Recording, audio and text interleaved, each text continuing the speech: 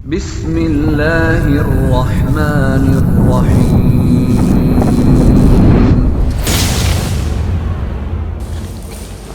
بسم الله الرحمن الرحيم. السلام عليكم ورحمة الله وبركاته. إن الحمد لله نحمده ونستعينه ونستغفره ونعوذ بالله من شرور أنفسنا ومن سيئات أعمالنا. من يهده الله فلا مضل له ومن يضلل فلا هادي له. أشهد أن لا إله إلا الله وحده لا شريك له وأشهد أن محمدا عبده ورسوله لا نبي ولا رسول بعد. أما بعد يا أيها الذين آمنوا اتقوا الله حق تقاته ولا تموتن إلا وأنتم مسلمون. Wahai orang-orang yang mengaku beriman, buktikanlah keimananmu dengan melaksanakan perintah-perintah Allah dan meninggalkan larangan-larangannya. Haqqa tuqatih, penuh dengan kesungguhan, penuh dengan keseriusan. Wala tamutunna illa wa antum muslimun, dan perjuangkanlah keislamanmu sampai mati. Islam adalah harga matimu.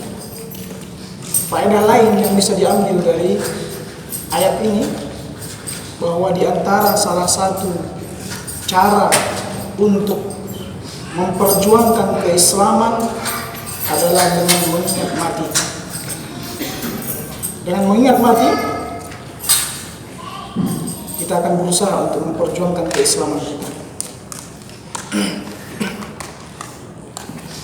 Inna asdaqal hadithi kitabullah, sesungguhnya sebenar-benar perkataan adalah kitabullah. Wa ahsanal hadi hadi Muhammad sallallahu alaihi wasallam, sebaik-baik petunjuk adalah petunjuk Muhammad sallallahu alaihi wasallam. Wa syarrul umuri muhdatsatuha, seburuk-buruk perkara yang tidak ada di dalam Al-Qur'an dan tidak ada di dalam petunjuk Nabi namun dianggap ada atau diada-adakan. Wa kullu muhdatsatin bid'ah, dan setiap yang dianggap ada tadi, yang mana pada dasarnya tidak ada di dalam Al-Quran dan tidak ada dalam petunjuk Nabi. Rasulullah SAW memberi istilah bid'ah. Wa kullu bid'atin dhalalah, dan setiap kesesatan dan setiap kebid'ahan itu sesat. Wa kullu dhalalatin finnar, dan setiap kesesatan ditetapkan menjadi penghuni neraka. Ya, setiap kesesatan ditetapkan menjadi penghuni neraka.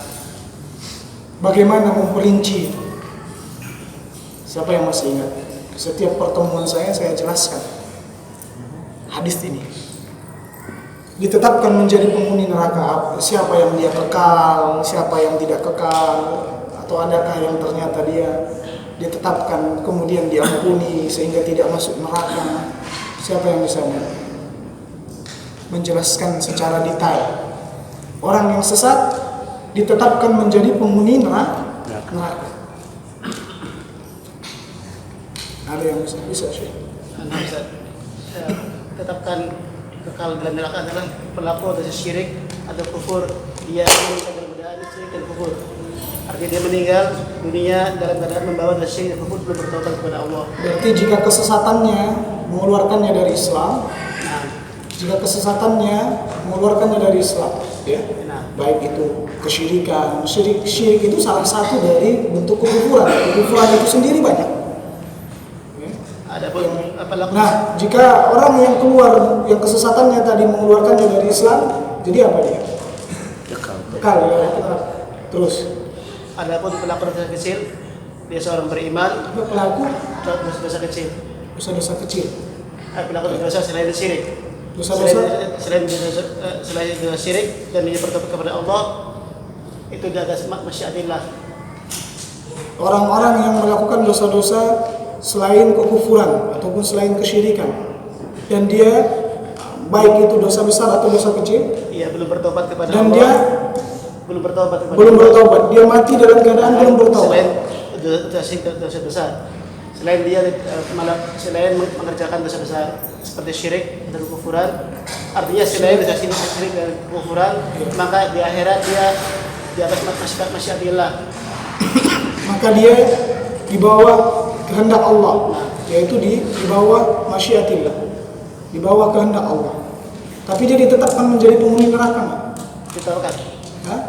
Karena dia melakukan kesesatan. Nah, melakukan kesesatan. Adapun pelakunya secara individu dia nggak boleh divonis sebagai penghuni neraka, nggak boleh. Pelakunya ini secara individu tidak boleh ditetapkan dia ahli neraka, secara pasti. Baik. Ya, sekarang kita tidak berbicara individu dulu, berbicara umum. Ya, berbicara umum dulu. Tadi kalau kesesatannya tidak mengeluarkannya dari Islam. Kesesatannya tidak mengeluarkannya dari Islam. Bagaimana tadi? Maka dia di bawah masyiatillah, kehendak Allah Subhanahu wa taala. Jika Allah berkehendak mengampuninya, maka dia selamat dari neraka. Jika Allah berkehendak, Allah ampuni. Padahal pada dasarnya sudah ditetapkan menjadi penghuni neraka. Tapi Allah ampuni. Berarti langsung dimasukkan ke surga. Langsung dimasukkan ke surga. Jika dia sesat, tapi kesesatannya tidak mengeluarkannya dari Islam. Ya. Dia sudah melakukan kesesatan, kemaksiatan, dan dia tidak bertobat. Dia mati dalam keadaan tidak bertobat. Berbeda dengan yang bertobat. Seseorang yang bertobat dari dosa-dosa, kaman nadam balang, seperti orang yang tidak memiliki dosa. Nah, kalau sebagian yang lain lagi, ada yang diampuni, kemudian ada yang tidak diampuni. Berarti dia dimasukkan ke neraka. Dimasukkan ke neraka. Kemudian apakah dia kekal atau tidak? Tidak kekal. Sehingga orang yang terjatuh ke dalam kesesatan, jika kesesatannya masih di bawah lingkup Islam, kemudian ada yang diampuni dan ada yang tidak diampuni. Yang tidak diampuni tidak kekal di dalam api neraka. Alhamdulillah. Kita lanjutkan pembahasan dalam kitab Nurul Yakin fi Sirati Sayyidil Mursalin. Nurul Yakin, cahaya keyakinan. Fi Sirati Sayyidil Mursalin, dalam perjalanan penghulu para rasul. Ya, tuannya para rasul, yaitu Muhammad sallallahu alaihi wasallam. Sebelumnya sudah selesai kita jelaskan bagaimana upaya-upaya orang-orang musyrikin untuk menghentikan dakwah Rasulullah SAW ketika mereka ternyata menemui jalan buntu. Gak ada upaya mereka semua agar dakwah Rasulullah SAW itu berhenti, ya, mentok semuanya. Rasulullah tidak mau berhenti. Bahkan ketika melewati negosiasi bersama pamannya Rasulullah SAW, yaitu siapa? Abu Talib. Sudah kita lewati? Sudah kita jelaskan? Sudah. Bahkan Rasulullah SAW mengatakan, seandainya mereka letakkan, ya, matahari di tangan kananku dan bulan di tangan kiriku, maka aku tidak akan berhenti dari dakwah ini. Maka bertambah besarlah siksaan yang dirasakan oleh kaum muslimin. Kembali lagi, ketika mereka tidak mampu, maka mereka membuat perbuatan apa yang telah mereka lakukan kepada Nabi Ibrahim. Ketika mereka tidak mampu untuk menghentikan dakwahnya, tidak juga mampu untuk mengalahkan dia dalam berdebat, maka mereka melakukan seperti yang dilakukan oleh kaum Nabi Ibrahim kepada Nabi Ibrahim. Apa itu? Ya. Mereka pun mengadab Nabi Ibrahim alaihissalam. Nabi Ibrahim, harriku wansuru alihatakum. Bakar dia.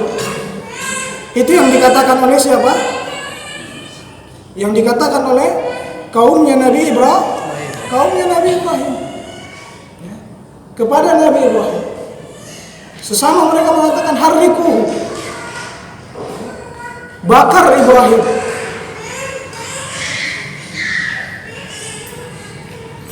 wansuru alihatakum, dan apa? Tolonglah dan tolong Tuhan-Tuhan kalian. Harikuhu, bakarlah dia. Maka mereka pun membakar Nabi Ibrahim. Namun ternyata Allah Subhanahu wa taala menolong Nabi Ibrahim. Setelah itu Nabi Ibrahim pun pergi meninggalkan kaumnya. Begitulah tentunya ila yaumil qiyamah, sampai hari kiamat. Orang-orang yang berdakwah di jalan yang benar, di jalan yang hak ini akan mendapatkan tantangan-tantangan dan rintangan-rintangan. Harus, cobaan itu harus mereka lalui, ancaman-ancaman. Dan kita ini masih belum ada apa-apanya. Karena sekarang kondisi kita kondisi apa? Aman. Dakwah dengan aman. Maka terjadilah hijrah ke Habasyah yang pertama. Hijrah ke Habasyah. Habasyah itu apa? Ethiopia.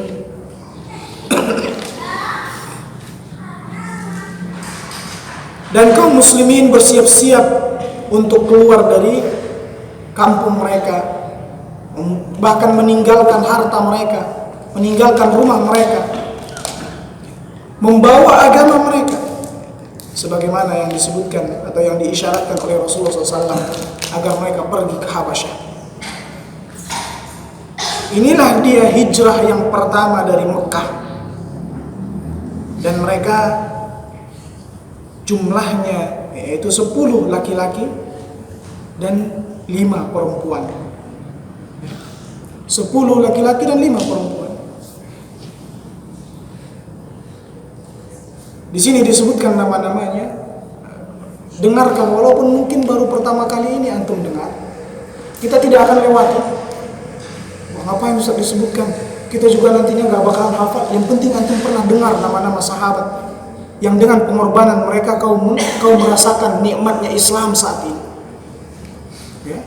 Di antaranya adalah Utsman bin Affan wa zawjuhu, dan istrinya Ruqayyah bintu Rasulillah, putrinya Rasulullah SAW. Utsman bin Affan dan istrinya Ruqayyah. Abu Salamah dan istrinya Ummu Salamah. Kemudian saudaranya Abu Salamah, Abu Sabrah bin Abi Rahm, dan istrinya Ummu Kulthum. Udah ada berapa? 3 keluarga.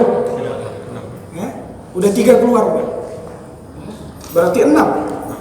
Amir bin Rabi'ah, Amir dan istrinya Laila. Abu Hudzaifah bin Utbah bin Rabi'ah, Abu Hudzaifah, ya. Amir bin Rabi'ah dan istrinya Laila. Kemudian Abu Hudzaifah, ya, dan istrinya Sahlah binti Suhaib. Berarti sudah ada berapa? 10 ya.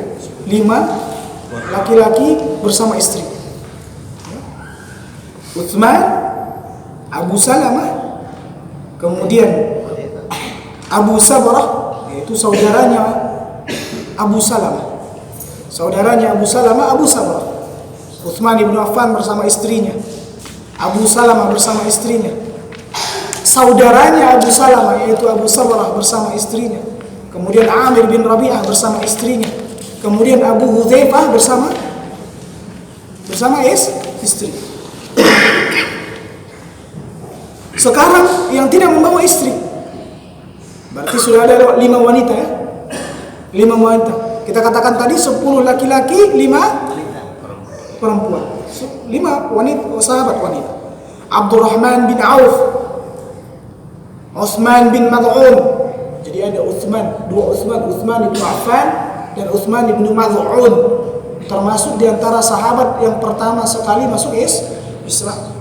Mus'ab bin Umair, Sahal bin Al-Bayda, wa Zubair bin Al-Awwam. Sahal bin Al-Bayda wa Zubair bin Al-Awwam. Semuanya dari Quraisy. Wajulhum min Quraisy. Abdurrahman bin Auf, Uthman bin Maz'un, Mus'ab bin Umair, Sahal bin Al-Bayda, dan Az-Zubair bin Al-Awwam. Siapa yang bisa menyebutkan 5 laki-laki? Abdurrahman bin Auf, Tanpa melihat. Saya tadi sudah sebutkan. Yang bisa menyebutkan 5 laki-laki. Uthman bin Maz'un, Zubair bin Awwam, Mus'ab bin Umair, Sahal bin Al-Bayda. Nah, Masya Allah. Kemudian wakana alaihim, dan ini sebagaimana yang diriwayatkan oleh Ibnu Hisham, yaitu Uthman ibn Maz'un, maka mereka pun berjalan, menempuh perjalanan di bawah ala barakatillah, dengan keberkahan dari Allah Subhanahu wa taala. Kemudian mereka sampai ke lautan dan menyewa kapal yang menyampaikan mereka ke tempat tujuan mereka. Maka mereka pun di sana aqamu aminin min adza yulhaqu bihim minal musyrikin wa lam yabqa ma'an nabi alaihi salam wa yanzumu illa al-qalil. Maka mereka pun menetap di Al-Habasyah dengan tenang, dengan aman, menyembah Rabb mereka dengan aman sebagaimana yang kita rasakan sekarang. Namun mereka harus meninggalkan negeri mereka terlebih dahulu. Adapun kita ikhwafiddin tenang sekarang. Maka bersyukurlah kepada Allah Subhanahu wa taala. Antum bisa duduk di majelis ilmu seperti ini dengan tenang, bisa melaksanakan salat dengan tenang, nikmat yang sangat besar, rezeki dari Allah Subhanahu wa taala. Kemudian ada sedikit kisah keislaman Umar bin Khattab di sela-sela hijrah Habasyah yang pertama. Dan di waktu itu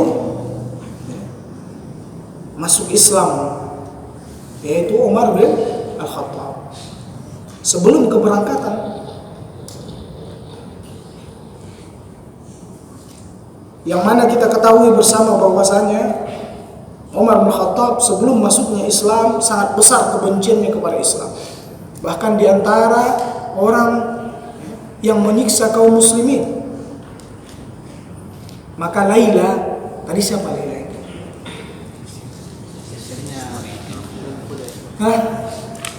Istrinya Amir bin Rabi'ah. Istrinya siapa? Amir bin Rabi'ah. Maka Laila mengatakan, salah seorang sahabat wanita yang hijrah ke negeri Habasyah, dia bercerita kepada suaminya suatu ketika di mana Umar bin Khattab adalah di antara orang yang paling keras siksaannya, paling keras cobaannya kepada keislaman kami. Ini perkataan Laila. Maka suatu ketika aku mengendarai untaku, aku ingin pergi hijrah ke Habasyah. Tiba-tiba Umar bin Khattab menyapa, ila aina ya Umma Abdillah, hendak kemana kalian wahai Umma Abdillah, hendak kemana kamu? Maka aku pun mengatakan kepada Umar bin Khattab, qad adzaitumuna fi dinina, kalian telah menyiksa kami disebabkan agama kami. Maka kami ingin pergi ke bumi Allah, mencari di bumi Allah di mana kami tidak disiksa. Maka Umar mengatakan, sahibakumullah, semoga Allah Subhanahu wa taala bersama kalian. Umar mengatakan apa? Sahibakumullah. Maka saat suamiku datang, Laila mengatakan saat suamiku datang, yaitu Amir, Aku mengabarkan kepadanya apa yang aku lihat dari kelembutan di dalam hatinya Umar. Sebelumnya keras, kok tiba-tiba ada sedikit seperti kelembutan di dalam hatinya Umar. Maka Amir bin Rabi'ah mengatakan kepada Laila, apakah kau berharap keislamannya? Apakah kau seakan-akan merasakan bahwasanya dia akan masuk Islam? Lantas Amir mengatakan, demi Allah, dia tidak akan masuk Islam. Kenapa? Kenapa dia mengatakan seperti itu? Karena dia tahu Umar bin Khattab ini orang yang sangat keras. Demi Allah, dia tidak akan masuk Islam sampai masuk Islam keledainya Bani Khattab terlebih dahulu. Keledai. Dia mengatakan, kalau keledai sudah masuk Islam, baru mungkin dia bisa masuk Islam.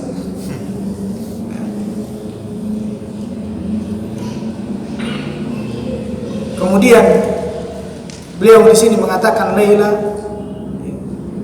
di mana Amir saat mengatakan seperti itu dia menyebutkan karena dia melihat begitu kerasnya Umar terhadap kaum muslimin. Akan tetapi Umar mendapatkan keberkahan dari doanya Rasulullah SAW, di mana dia pun masuk Islam, di mana Rasulullah SAW mendoakan, Allahumma a'izzal Islam bi Umar, ya Allah, berikanlah keagungan terhadap Islam ini dengan keislamannya Umar. Maka Allah Subhanahu wa taala mengabulkan doa Rasulullah SAW. Dan keislaman Umar bin Khattab itu di rumah Al-Arqam bin Abil Arqam, fi daril Arqam bin Abil Arqam, yang mana kaum muslimin dahulu ketika mereka ingin mendengarkan majlis ilmu dari Rasulullah SAW, ingin mendapatkan ilmu dari Rasulullah SAW, maka pengajiannya mereka itu di rumahnya Al-Arqam bin Abil Arqam. Kaum muslimin sedang berkumpul, Umar bin Khattab datang ke sana. Di mana di sini diriwayatkan Abdullah bin Mas'ud terdapat di dalam Sahih Al-Bukhari. Beliau mengatakan, mazilna a'izzatan mundu aslama Umar. Kami pun menjadi merasa memiliki izzah. Izzah itu ikhwah, perasaan di mana kita tidak menganggap hina di hadapan seseorang. Itu yang dimaksud dengan izzah. Yang sebelumnya kita dihinakan, contohnya seandainya ada kaum yang biasa tertindas, kemudian tiba-tiba ada orang yang membela mereka. Nah, sekarang mereka mulai merasa punya backing. Jadi mereka nggak takut lagi. Yang biasanya kalau mau ke pasar harus diam-diam, sekarang nggak perlu lagi diam-diam, terang-terangan. Maka begitulah yang dirasakan oleh kaum muslimin. Yang sebelumnya kalau sholat harus diam-diam, setelah masuk Islamnya Umar, tak perlu lagi diam-diam. Mereka tak perlu lagi khawatir kalau keislaman mereka terbongkar. Itu namanya izzah. Apa istilahnya? Kehormatan. Nah, kemuliaan. Nah, kemuliaan lebih tepat. Merasakan kemuliaan. Ya. Jadi Abdullah bin Mas'ud mengatakan, kami merasakan kemuliaan dengan apa? Keislaman Umar. Di dalam kitab kita ini tidak disebutkan ada kisah yang disebutkan di dalam kitab Ar-Rahiqul Makhtum, di mana kisah secara detail Islamnya Umar bin Khattab saat dia sudah mempersiapkan ingin membunuh Rasulullah SAW. Kemudian ada yang mengabarkan kepada dia, hendak kemana engkau wahai Umar? Aku ingin menemui Muhammad. Aku ingin membuat perhitungan dengannya. Namun orang tadi mengatakan, gak usah dulu kau urusi Muhammad, urusi dulu adik Fatimah bintil Khattab. dia telah masuk Islam, ikut agamanya Muhammad. Maka dia pun mendatangi rumah adiknya dengan marah tentunya. Dan di situ ada Khabbab bin al-Arat, seorang sahabat yang sedang mengajari Fatimah dengan suaminya. Maka saat dia melihat ada selembar kertas yang dipegang oleh adiknya, maka ia ini membacanya, namun Fatimah mengatakan, tidak, kau tidak boleh karena kau najis. Tidak boleh membacanya karena kau najis. Kemudian dia tampar adiknya. Melihat darah, ada rasa seorang kakak kasihan kepada adiknya. Kenapa sampai sebegitu hebatnya pengorbanan adik saya, begitu pembelaan dia kepada agama ini. Bahkan saya kakaknya tidak begitu dia pedulikan, kan gitu. Biasanya orang-orang Quraisy dahulu itu bahkan nyawa mereka akan korbankan untuk saudara mereka. Benar kan? Mereka nyawa mereka korbankan. Kalau ada perselisihan antara satu kaum dengan kaum yang lain, seandainya itu hanya sekedar dilecehkan saja, mereka berani untuk mengorbankan nyawa mereka. Darah pun jadi. Nah, ini adik saya, malah dia lebih mengorbankan nyawa dia untuk mempertahankan agamanya. Maka di situ datang rasa keinginan Umar bin Khattab, apalagi setelah dia melihat yaitu surah Thaha yang dia baca pada saat dia di lembaran-lembaran kertas yang dipegang oleh adiknya Fatimah ibn Khattab.